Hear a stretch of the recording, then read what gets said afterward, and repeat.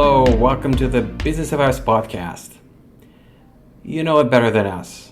The era of experimenting with AI is over. The question isn't whether to use it anymore. It is whether it's actually moving the numbers. In 2026, the winners aren't the teams running clever pilots. They're the ones who wired AI into the core of their growth engine, into how they find users, activate them, and figure out what those users really want. In this special episode, we're syndicating the Business of Apps London 2026 panel, AI in Action, Real-World Use Cases. It is a no-hype look at what's working right now, told through the examples from three people scaling it in practice. Steve Young of AppMasters, Anton Volovic of Reface, and Nathan Hudson of Perceptix. All right, let's get into it. All right, we're going to talk about your two favorite letters today. I know what James is thinking, QT, because I'm up here, but it's not QT. It is obviously A. You guys finish it. Come on. A. Thank you. Yo, you got to get ready for happy hour, right? All right, let me introduce the panel. The one thing I don't like about panels is the moderator says, can you introduce yourself? I'm like, screw that. I'm going to introduce them for you. The other thing I'm going to show you guys is get your phones ready. If you got questions, put them up, because we're here to answer your questions, not to kind of predict what you want to hear. All right? So without further ado, let me introduce the first guest. He runs Perceptix. He works with 6, 7, 8-figure apps to try to scale them. And he's been an app marketer of the year. Without further ado, put your hands together for Nathan Hudson.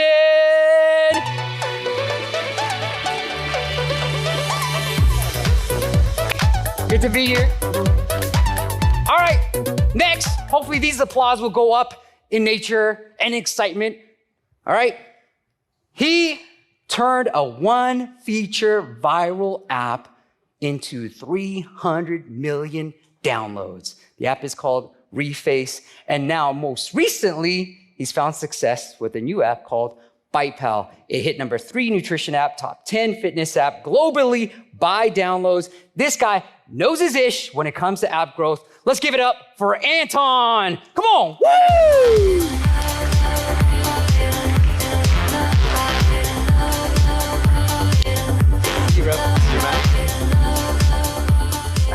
All right, we're gonna see AI in action, and we're gonna show you some creatives that these guys have found success with. And yes, spoiler alert, it is literally all AI. Did you guys get the picture of the Slido? Yeah? Ask questions, I'm gonna monitor along the way. Thank you, this is cool. All right, what AI solution brought the most impact on business results? You first. Go ahead, Nathan. Good question. I think, over the last year, it's definitely been like Claude. Just generally, right? Like using Claude for all kinds of different things across the board. I think I would talk about it more from like the development perspective and like how fast now we can ship experiments, in as much as like even the growth teams being able to actually launch experiments, launch onboarding experiments, launch payroll experiments, and not have to necessarily like rely on the dev team who may be building out core features. This I think is one thing that's quite cool. Mm-hmm. Yeah, for us, I would love to say that it's like a specific marketing tool for the app or your consumer business that you can just take off the shelf, but it would be also something very horizontal, so it would be an A10 actually. And the reason is that we are building inside Reface this like machine, the factory of the whole marketing process, starting from creatives, finishing with user acquisition, monetization, and a lot of automations and things, the different models that we bring together.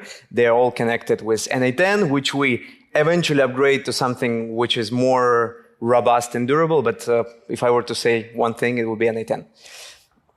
Oh, what'd you say? N8N. N8N. Yeah. I like that one. Okay, let me see if these clickers are working. All right, Anton, we're gonna hit you with this video. Yeah. So let's see. We got examples, ladies and gentlemen, of high performing ads. Here we go. And I'm feeling good. I'm feeling good. Break it down for us, frame by frame. Yeah, so this is basically the app of, this is the ad of our nutrition app, BitePal. That's the one which is now reaching kind of top numbers in the nutrition and health and fitness space. So this app was a very high performing ad, I would say, in February. So it lasted probably more than a month, which is relatively long for the current environment and also the marketing spend that we do. And I think this ad is interesting because we actually took the real influencer, like the person who was basically ready to give the footage. And then we iterated around the background, the lengths, the music, obviously, the pack shot. And basically, you probably can see like hundreds of different variants of this ad, where you have this one anchor element, which was actually the person who gave us this UGC piece. So this background is not real, right? Yeah, the background is not real. So the real is just the lady. And then obviously we changed the type of the food. I mean, the captions are pretty easy ones, but also the entire background is completely changeable. So yeah. Do you guys have it? You know, I always see these LinkedIn posts. Oh, I slept and I had 108 new creatives. Is that something that you guys are doing too? Yeah. So I think if you benchmark us versus other relatively big publishers, I think it would still be probably a bit lower on the number of creatives we produce every month, every week. But I think what we do particularly well is the creative diversity, which probably also one of the topics of today's discussion. And we have the internal tool, which we've built with the help of our internal team and a bunch of other companies as well, where a designer can actually construct the creative from different pieces. So you have a lot of AI models which are plugged into the system, and then it's basically drag and drop. You type the prompt. We also have there basically the library of assets also live in this specific software, and you can basically pick up the model, whether it's an AI model or a UGC video of someone else, and then basically create in front of your laptop everything that you see. As someone in intermittent fast, like this speaks true to me. Yeah. Like 1 minute before, I'll be like seconds and like 15 minutes. I'm like, babe, I can hold out. Exactly, I can hold out. Exactly. Yeah. So yeah, it speaks really well to the audience who actually fast. Yeah. I don't, but I guess it speaks well. So therefore, it was a relatively good performing ad in February. All right. VK says, when is AI not the best solution? I agree.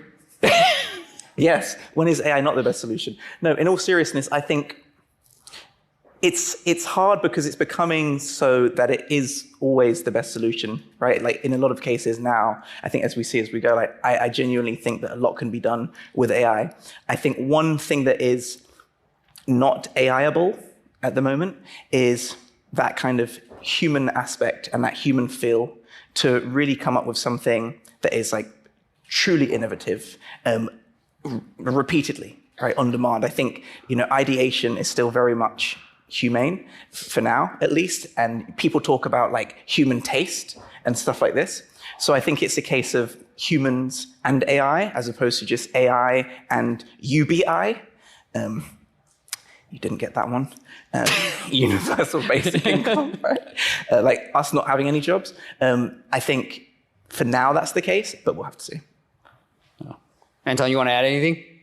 Yeah, I mean, AI is super powerful, right? And then probably like in 2-3 months we would have even the different conversation.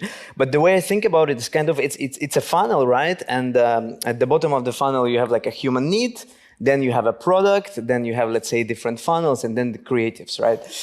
And I think what's actually pretty hard for AI to do is to kind of find the core concept, which would be kind of the main building block of everything else that you're trying to build. So for example, with BitePal, kind of the whole idea about the raccoon is a little bit like a Tamagotchi. You care about it. It's a great idea, which, because it's the core of the product, you actually cannot iterate it as fast as AI like enables it to do, but what you can do is with the help of AI frame everything else around. So I think kind of the core idea, the product use case, I think it still sits with the person, with humans, with us as of now, but let's see how it changes. How much of a difference did changing the background actually make, though? I mean, it's actually interesting, but it can be quite a lot. And also, what did you see, if you're open to sharing? Yeah, I mean, maybe the difference can be 20, 30%. Wow. But the thing is, it also, like, if you make variations of the same creative which performs well, you're able to tap into a little bit bigger total addressable markets. Okay. And therefore, iterating on something that works and changing backgrounds, changing the person, the meal itself, would allow you actually to scale what works a little bit bigger to like different pockets. Did you guys change the meal? We changed meals, we changed the outfit, we changed the restaurant to the dining room. So it's just like, it's a constructor, basically. It'd be interesting to see the original then. That would be cool. Yeah, I don't even know whether it's original or not, actually. All right, let's hit the next one. We'll go to the next one. This one. I love this one. All right, I'm going to hit play. Reasons that you got.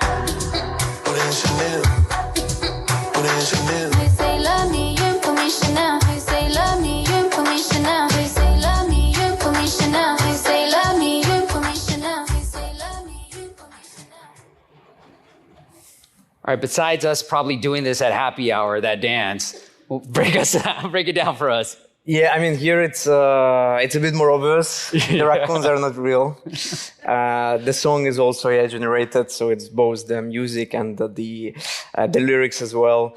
And again, the elements that we play here with. But I think this creative is actually interesting because you can clearly see that it's AI, but it still resonated with people. People still clicked. Mm-hmm. Therefore, I feel like when we talk about the creative work and the ability to storytell through creatives, through our very short attention spans, I think both actually work relatively well. Like the bet on authenticity, where you have actually a real person, but also this a bit like fake and real ads as well. What did you use to make that song? Because I literally thought that was a real song. Oof, maybe Suno, but I'm not sure actually. Okay, yeah, I love Suno. Yeah. What kind of prompt did you tell it? I mean, did you know that, hey, it's like, I've got dancing raccoons. Are these raccoons or seals? Are these seals? They are raccoons. They should be raccoons, actually. That's crazy. They should be raccoons. Should we listen to it one more time? Because I don't even know that it was AI. Reasons that you got.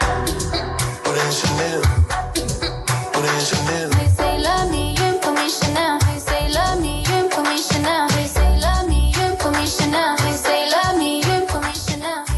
They love me because I buy Chanel. What is he saying? What's the words? What's the lyrics? I didn't pay attention, but Okay. maybe you saw there is a back. I mean, but no copyright issues. Let's not talk about it. Probably. I love this question from Vlad. Vladimir is like, what are the biggest security and trust risks when integrating AI into mobile apps, and how can they be mitigated without degrading user experience? I mean, when you install any of our apps, which is like Reface, our kind of app that we started with, BytePal. We have another one. It's called Honestly. It's like AI journaling / AI therapy. I mean, you will be hit by multiple pop-ups saying that, hey, actually, we use Gemini, and Gemini may send some third-party data to Google back and stuff like that. So we're actually pretty transparent within the product itself, how we handle AI. And to be honest, I mean, we're very kind of scientific companies, probably everyone in the room. So we A/B test everything. And we didn't see actually a big drop-off of people if they're like facing straight away that it's AI. So it's kind of expected. Yeah. And I feel like people already started developing this a little bit of like GDPR blindness, I would say, that, okay, there is something to read, something to accept, and people just, they're okay using AI tools, I would say. All right, Anton, you got a friend in the audience, I think, okay? Before we move on, you, Nathan, what is the one thing that you think made BytePal successful? I mean, there are hundreds of apps for this. I mean, one thing... Looks like a Webflow as well. Take the test. Yeah, I mean, a lot of things of BytePal are pretty standard, I would say. But you know, there's like this really nice book, actually. It's called 7 Powers. It's the way how kind of companies build a sustainable competitive advantage. And I think in our industry, I have to say that kind of operational efficiency is one that actually super important. So if you manage to be better by like 2% in every single moment, so we have a little bit better interface, which kind of plays a little bit better on TikTok ads, for example, right? And we have maybe a little bit like better creative performance. So these things pile up, and it actually makes you get your extra margin, which allows you to scale 10, 100x. Otherwise, you wouldn't be able to do. Okay, I like it. All right, sorry, Nathan. Bear with me, bro. All right, Andrew says, if you were to start BytePal today from scratch right now and have limited resources, how would you grow it and what would you focus on? And Anton, did you just start off with running ads right away just to see if you had product market fit? Yeah. I mean, we had an idea. So like what we notice right now is a lot of people just like see the industry, it's like relatively big, then Sensor Towers, similar web, like other analytical tools, you see it's growing. And people try to launch something pretty generic, and then they try to find kind of first product market fit with the ads, and then they start building the product. The problem is that like a lot of people never actually reach this state, right? And maybe one of the ways to think about it is if you actually like the idea, kind of invest in it even before ads work. Because I mean, BytePal kind of existed for a year before reaching positive unit economics. And we just really like the concept. It's also an interesting concept back then. And we kind of invested already so much in the product that we didn't have a chance to kind of step back and do something else, because it's a little bit of a cost sunk fallacy, but it helped us to push through until it actually started scaling. Were you running ads the whole time, that whole year? We were running ads the whole time, and wow. I mean, we're in a relatively good position because we had other apps which were cash generative. Yeah. So BytePal for quite a while was a heavy ROI negative product, I would say. Okay. Thanks for sharing that, man. Yeah. All right. We got Nathan's ad as well. I'm causing headache over there for the AA. All right. Here's this video. I love this. And this is, right, Nate? All AI. Yeah, this video is 100% AI. Like everything you're seeing in this video is. And I love these comment thingies. The comment thingy is a legit comment. Yeah. But you can tell by some of the text, right? That it's like, is that a username? No. All right, I will hit the video right now.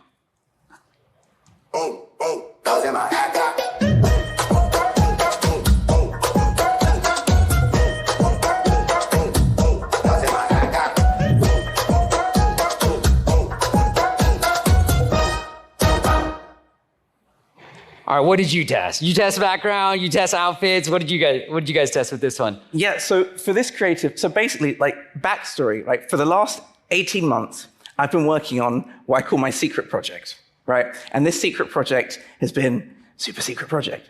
But essentially like what I've been working on is trying to build a super agent for mobile growth, right? Like in short. And one of the things I've been focusing on has been like creative production. So the idea is how can we fully use AI to create the creative entirely, right? So taking it beyond using a real UGC creator and then like changing different aspects and just fully prompting to generate a creative. So this was actually one-shotted, right? So this was the first like version, but there's like 15 versions I was trying to select to figure out which one to show. And I selected this one because one, it's the most authentic. Like, yeah, you can see the little comment bit that looks a little bit like, oh, that's not real. But realistically, like if you're seeing an ad pop up on your phone, no one's looking at that. And yeah, that's why we picked this one. The interesting thing is when doing this, like it took me maybe 15 minutes to create the 20 different ads, and the majority of that time was waiting for the ad to be generated, right? It's taken like over 18 months to actually build the thing, to build the ads, right? So that's not been easy.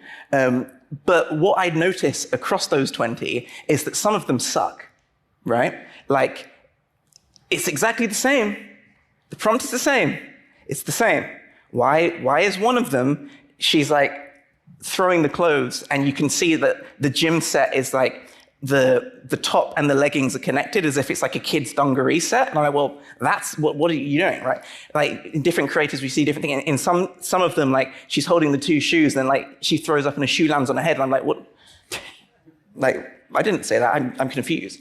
And I think what I've come to learn is that the models are not consistent, right, yet. But you can still generate creative end to end. Do you have a prompt that you wanted to share, or you want to wait till the next one? I don't for this one. Okay. I have a prompt for one of them. The final video, I have the prompt I want to share with you all. That's a little teaser then. I'm going to go to the next question. Tell me about the tools that you're using. Are you still using Claude to create those videos? No.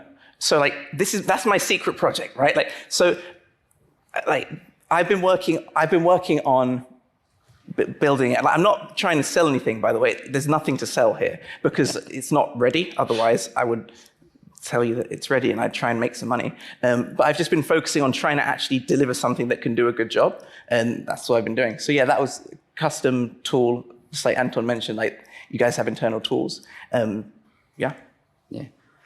All right. Nathan, are you worried about getting too comfortable with AI in the growth space and cost ballooning in the future once the AI models look to make more profit? This is from Alex.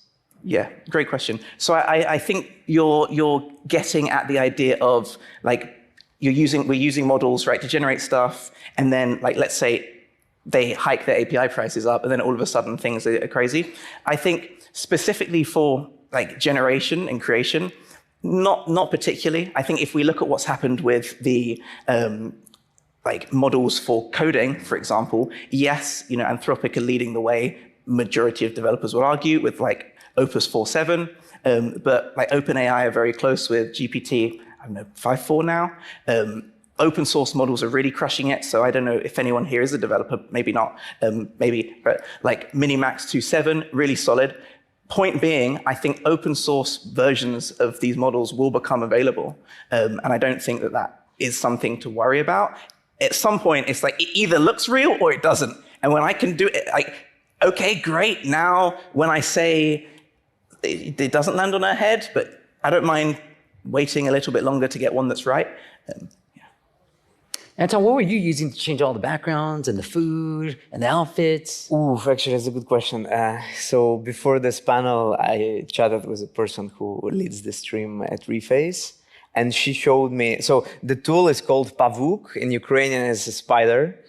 And then you have like different models that like legs of the spider. Yeah. It's like Kling AI, and then you have 11 Labs, you have Suno there, you have Nano Banana, obviously. So for different pieces, there are just like different things. Yeah. And you just mix them together. Yeah. How many music tracks were you testing? Oof, I think quite a bit, yeah. Wow. Actually, sound and music is an important piece of a creative. I mean, that's what I'm noticing. Yeah, Sure. and it drives performance quite a bit, actually. Yeah, that's crazy. That's crazy. Even with the little mute thing off. Huh. Yeah. All right. What's the biggest mistake you guys have made when it comes with AI creatives? That's from Raphael. Thank you, Raphael. Appreciate you. Sorry? What's the biggest mistake you've made? Biggest mistake we made.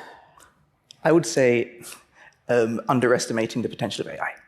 100%. Like I vividly remember sitting down with the team, like, look, like, yeah, AI is not coming for creative. Like, there's no way AI is going to be able to do creative. And then VO3 came out, and I was like, look, it's trash. It's like sometimes good. And then Sora 2 came out, and I'm like, so I think we should be worried. And now, so I think the biggest mistake is being set in the old ways of doing things and being like, no, but this is our process. Like, this is our process. Like, we do it this way. And that's the way we do it, and that's how we've got results. Like, great, but like your competitor doesn't care. It's a question of, can we adapt faster, and can we adopt faster, and can we win and make better creative, or any aspect when you're leveraging AI? Yeah. Yeah. For us, I think so. Basically, Reface was born back in 2019, and we became relatively big in 2020 when we deployed our own face swap model. So basically, it was like a one-click, 3-second experience of putting your face onto any video. Some people call it deepfake, but ours was not as good, so it's impossible to deceive people. It just has this kind of comical attitude, right? And then the industry started changing quite a bit. So obviously, AI became like a big thing in 2022, 2023. And we were a little bit struggling with our ego because back in 2020, 2021, we were one of the few companies in the world who were able actually to develop their own AI models.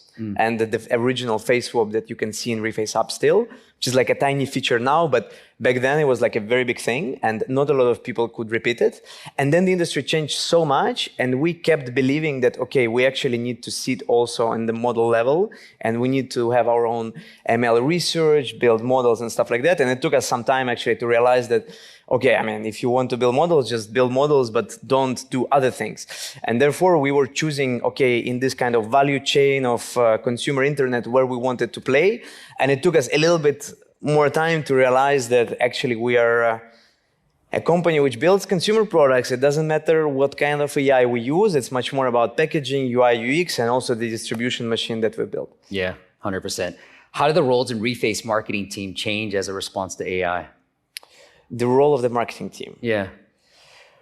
I mean, look, to be honest, like the role of the marketing team is, I mean, I would say number one for the companies like us. It used to be like this before, and it's exactly the same now. And I think it actually intensifies because I believe that the cost of the production and the ability to copy things, the barriers to entry is just like so low. Like anyone can build BytePal kind of in a few days with a few developers. Although 5 years ago it was much harder.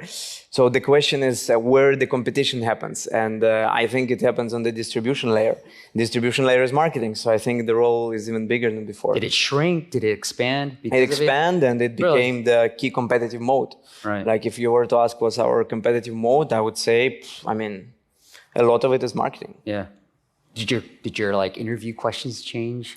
You like, interview questions. if you're gonna hire somebody, it's like you better know how to prompt properly. I mean, yes, but I think what worked for us really well is we tried to take people who are just naturally curious and motivated. I think this is what worked the best for us. And we have like so many examples of a person who was doing completely different thing, joined Reface, we saw that, okay, there is some energy to do things, and then these people learn very fast. Also, like, to be honest, like, we have experts, we have tools, we have resources. So now I think also, like, if we talked a little bit about the future of the apps, and I believe distribution is the core, I think for a person, for whatever person who is searching for a job or starting something, I think is like the core motivation, like what drives you, and are you willing to kind of every day work hard? That's the biggest competitive advantage, I think. I would say I can't teach hustle. I can teach you skills. I can't teach hustle. Yeah, exactly. I'm gonna assume this is yes, but have you guys seen a significant reduction in cost by using AI? Or is starting with UGC a real UGC, a better option? Yes, so I would say, yes, we've seen we're seeing increasingly cost decrease. Yeah. However, I would argue that for maybe even 5 years, like 3 years, like creative production costs haven't been the big issue, right? Like it's not a problem getting creative at scale. It's a problem finding winning ads, right? Like however much you're spending on creative production, you're spending more on Meta ads or TikTok ads, right? Like you're paying Zuck and no one has a problem lining his pockets. Ranting. But you know what I mean? Like, for example, if you're spending 5 times as much on creative production and instead of spending 1,000 a month, you spend 5,000 a month on creative production, but you're paying $1 million in ad spend, I struggle to see what the issue is here, especially if you're getting significantly better results. So when AI models came out, and I think back in October last year, I was really playing with Sora 2, and sometimes we could get creatives cheaper, but were they winning? I'm not sure. And ultimately, we're here to find winning ads, right? We're not here to reduce our creative production cost, because that's where the uplift is. So I think, yes, costs are coming down, and it's great. Like now, this ad hasn't been ran, by the way. I made this ad this morning at 2 a.m. And if you don't believe me, you can ask Emily, because I was meant to submit the ad yesterday, I know. Right? I was in that thread. In the email thread, and I was like, okay, I need to do this. And that's because I was building. Um, but yeah, like I think it's kind of irrelevant. We just want winners. Last question before I show the next video. Are you guys using AI to come up with the script and the ideas, or is that the human aspect of it? Like, hey, I want somebody eating their meal and I want to show when they can actually eat and do that. Or did AI come up with that script and idea? I mean, for us, it's a collaboration, actually. It's a collaboration. And we also see some people who, let's say, come to Reface and then they try to rely completely on AI idea generation. It actually doesn't really work.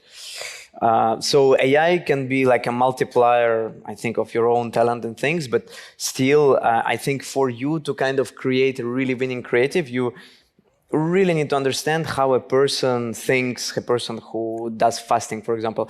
So I'll just give you an example. So I love cycling, so I do a lot of cycling. I'm very interested in this topic. And I can clearly see if the company who advertises to me kind of talks in very generic things, or actually they know like how I live, how I think and stuff like that. So there is definitely still a human element. Yeah. You see the same thing? Yeah, I would agree. I would say, so the video we just saw, that was a collaborative effort, right? That was me and my super agent, and that was the outcome, right? That was like collaboration. My concept there was like a try-on haul. I wanted like to combine a Zumba dance workout at home with a try-on haul, because I was like, I was in my zone. And I was like, yeah, I've got an idea.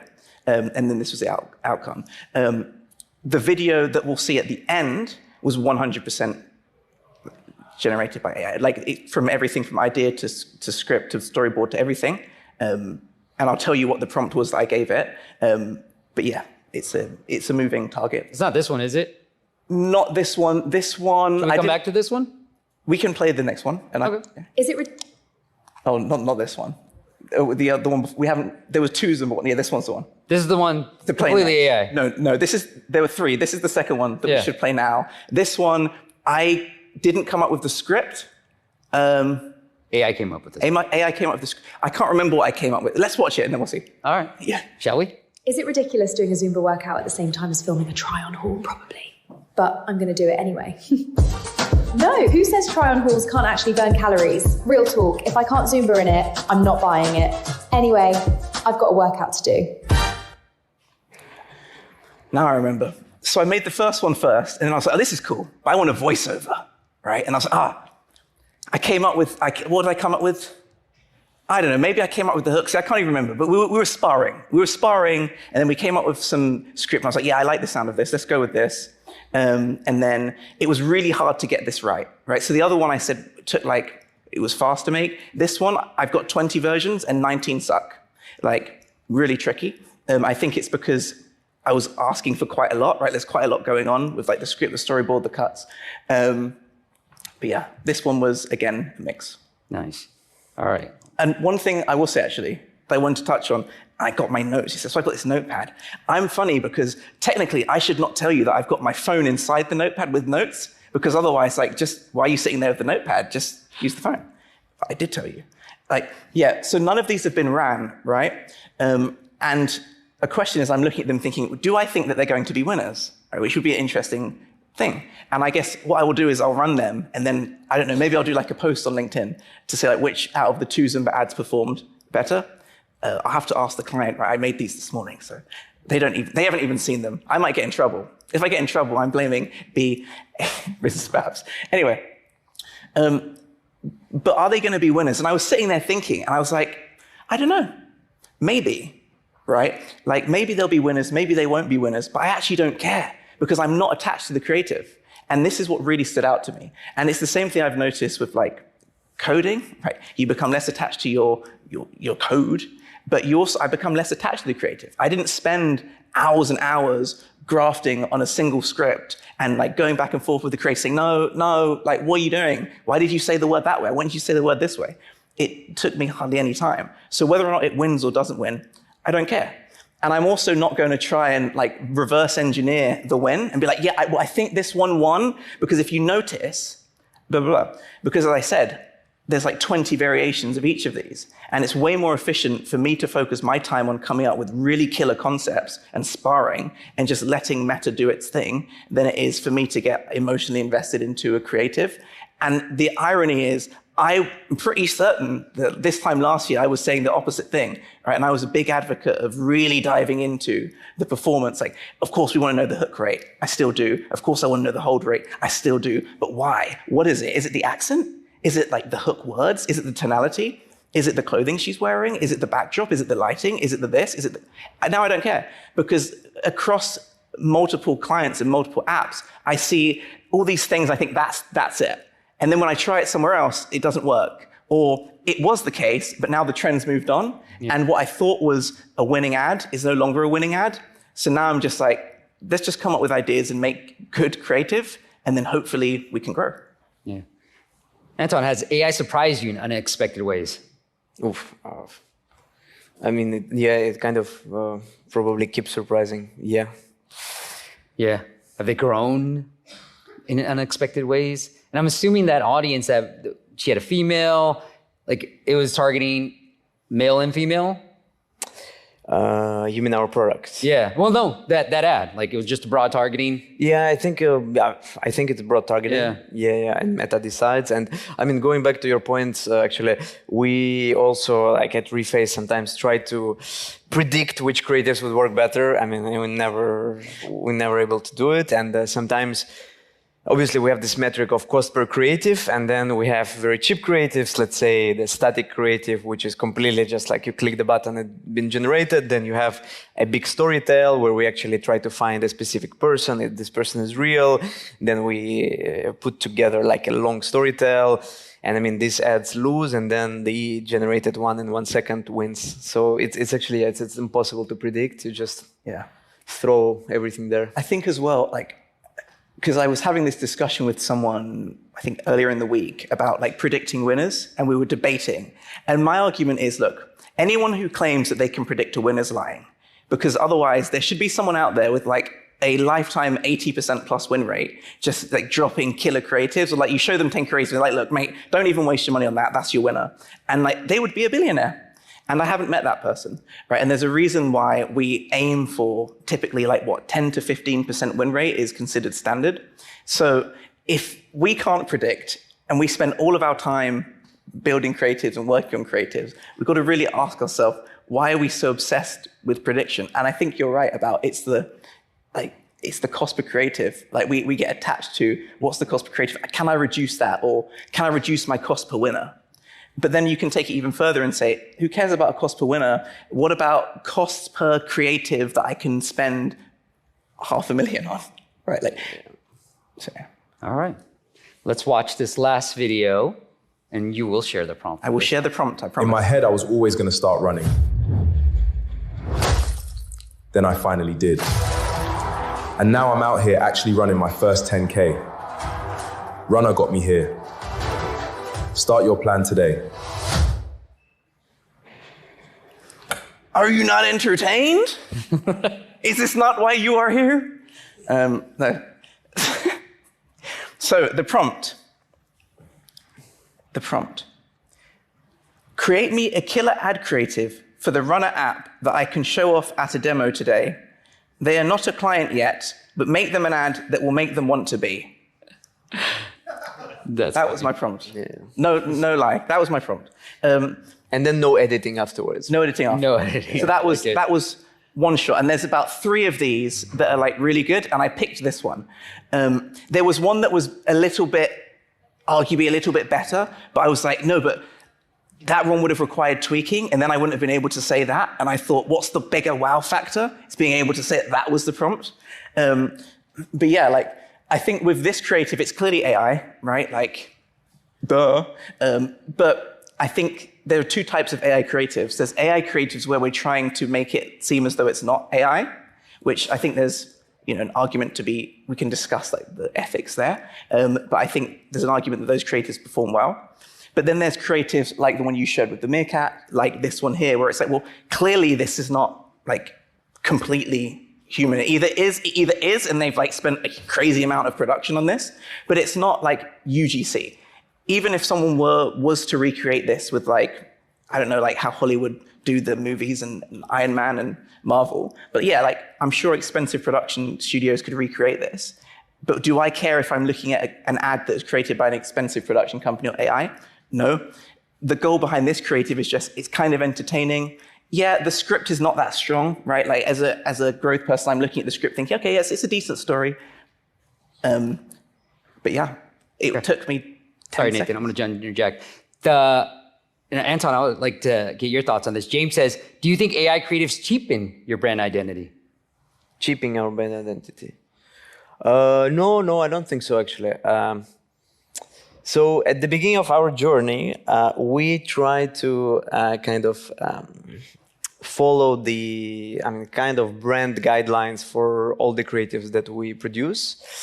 And obviously it's a constraint, so it constrained the creative ability of our team, and the creatives were not as broad as possible. And then once we started just creating everything without very little constraints, I would say, the performance marketing started working. So the way how we think about brand is actually creative. No one actually remembers what you clicked on. What you remember is your interaction with the product, and therefore we kind of try to think about the brand and build brand down the funnel, not at the creative level. Yeah. And it's been working actually quite fine. Yeah. But BytePal has a lot of organic traffic, actually, a lot of word of mouth. It's a really good product. And the ads are, they're not I like that answer. Cannes Lions quality. Yeah, it's the product. When you have to search for an AI tool to be used during your day-to-day operations, what are the key aspects that you take into account when making that choice? I don't know about anyone else, but I really struggle adopting. I did struggle adopting new AI tools, in as much as for me, there has to be a reason to give this a go. If it's just the same thing as something else a little bit differently, I just kind of can't be bothered. Yeah. So it's a tough one. I think we've probably all fallen anxious around all of the LinkedIn comment bait. If there's enough comment bait, you know what I mean? Comment skills. Oh yeah, comment runner and then get the ad or whatever. You know what I mean? This kind of stuff. That makes me think, oh no, I need to try that. 1,000 people have commented and I'm oh my gosh, am I missing out on something? But I've come to realize that every time it's a disappointment. So now it's just is there a need? Do I have a problem with my current workflow? Or do I genuinely think that this might enhance it? All right, last question. Now with vibe coding, we all seen the stats. There's so many apps out there. Where do you guys see? Where are we headed here? What are we talking about next year? In terms of the apps ecosystem and... Yo, it's broad. Take it wherever you want to go. I think two things, right? So now obviously it's much easier to develop an app, but it's exactly the same kind of companies that are at the top, right? Obviously there is some rotation, but the fact that it's much easier to code doesn't mean that you can crack distribution, and therefore the distribution is very heavy on one side. I always say too. Yeah, right. But if we think about kind of what's coming next, so I think, obviously a lot of apps now try to kind of implement AI somehow, and the clearest use case is the assistant who can talk to you and help with something. I think probably the next layer would be agentic flows, when the app actually can do something for you. We haven't seen a lot of examples of it working. And actually, to be honest, we haven't seen a lot of examples of assistants working as well, or meaningfully improving the app by adding them. So I think it's still a lot to go. And I feel technologically, we're way more ahead of the product application of what we already have. So even if we stop everything that's happening on the technological side of things, I think there's still 5 years of innovation that we can implement. Yeah. Feels like you can get done with a smaller team than I don't think the need for a big team is that necessary anymore. That's why I was asking if you I think it's grew your marketing team or not. You can be definitely smaller. You can be definitely smaller. Yeah. And I think if Reface were born right now, without obviously the processes, the legacy that we have, we would probably be able to be much smaller and do the same things. But it's something for the new companies to do much easier than for the others who existed already, right? Close us out, Nate. Yeah, I completely agree. I was struggling to think, what do I think the future is going to look like next year? And I don't know what next year is going to look like. But one of the big bets that I'm betting on is this premise that the future of successful companies that are starting out, like today, and startups at the moment, and mobile apps that aren't already massive, isn't having a big team. It's having significantly smaller teams of great operators, right? If you can have 3 to 5 A players who are using, AI to the fullest, you're going to win versus a team of 50 who stuck doing things the old way.